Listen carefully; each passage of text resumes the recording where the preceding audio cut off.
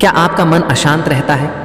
क्या आप जीवन की कठिनाइयों से घबराकर अपना धैर्य खो बैठते हैं? यदि हाँ, तो आज का यह दिव्य ज्ञान आपकी आत्मा को शांति और आपके मन को स्थिरता प्रदान करेगा। यह श्री कृष्ण की वह प्रेरणादायक वाणी है जिसे सुनकर आपका हृदय शांत हो जाएगा और आप जीवन को एक नई दिशा में देख पाएंगे। जो हुआ वह अच्छे के लिए हुआ, जो हो रहा है वह भी अच्छे के लिए हो रहा है, और जो होगा वह भी अच्छे के लिए ही होगा। यह श्री कृष्ण के उन अनमोल वचनों में से एक है जो हमें जीवन में शांति और संतुलन बनाए रखने की शिक्षा देता है। लेकिन इस गूढ़ रहस्य को समझने के लिए हमें गीता के गहरे संदेश को आत्मसात करना होगा। महाभारत के युद्ध में जब अर्जुन ने अपने सगे संबंधियों को अपने सामने देखा तो वह कर्तव्य और भावनाओं के द्वंद्व में फंस गए। उन्होंने धनुष नीचे रख दिया और श्री कृष्ण से कहा, हे माधव, मैं यह युद्ध नहीं कर सकता। मेरे अपने ही सगे संबंधी मेरे सामने खड़े हैं, इन्हें मारकर मैं कौन सा सुख प्राप्त करूंगा। तब श्री कृष्ण ने मुस्कुराते हुए कहा, हे पार्थ, यह संसार नश्वर है, जो जन्मा है उसकी मृत्यु निश्चित है। यह शरीर मात्र एक वस्त्र के समान है जिसे आत्मा समय के साथ बदलती रहती है। इस वाणी का अर्थ बहुत गहरा है।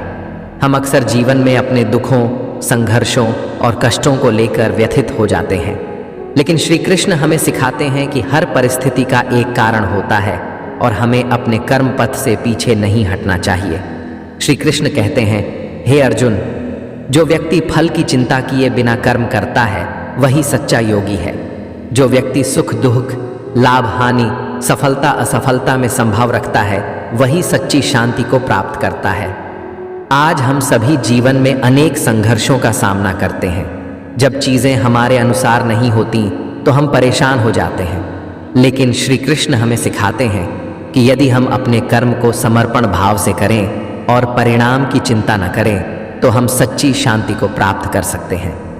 श्री कृष्ण हमें यह भी सिखाते हैं कि मोह और माया हमें बांधते हैं। जब अर्जुन मोह में फंसकर युद्ध छोड़ने की बात करते हैं तब श्री कृष्ण उन्हें सत्य का बोध कराते हैं। हे अर्जुन, यह संसार मोह और माया का बंधन है। जो व्यक्ति इससे ऊपर उठ जाता है वही जीवन के परम सत्य को जान पाता है। जो व्यक्ति अपने कर्तव्य को धर्म समझकर निभाता है वही सच्चा योद्धा है।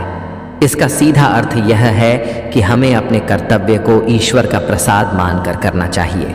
जब हम मोह और लोभ से मुक्त होकर अपने कर्म करते हैं तो न तो हमें किसी चीज़ से भय होता है और न ही किसी चीज़ से लगाव। अब प्रश्न उठता है कि हम श्री कृष्ण की कृपा कैसे प्राप्त कर सकते हैं। श्री कृष्ण हमें बताते हैं, जो व्यक्ति निष्कपट भक्ति के साथ मेरा स्मरण करता है मैं सदैव उसके साथ रहता हूँ। जो मुझे प्रेम से स्मरण करता है उसे मैं कभी नहीं छोड़ता। इसलिए यदि हम अपने मन को शांति देना चाहते हैं तो हमें श्री कृष्ण की भक्ति में लीन होना होगा। हमें निस्वार्थ भाव से कर्म करना होगा और अपने जीवन में गीता के उपदेशों को अपनाना होगा। तो प्रिय भक्तों, आज हमने जाना कि श्री कृष्ण के उपदेश हमारे जीवन को किस प्रकार नई दिशा दे सकते हैं। उन्होंने हमें सिखाया कि जो कुछ होता है वह अच्छे के लिए ही होता है।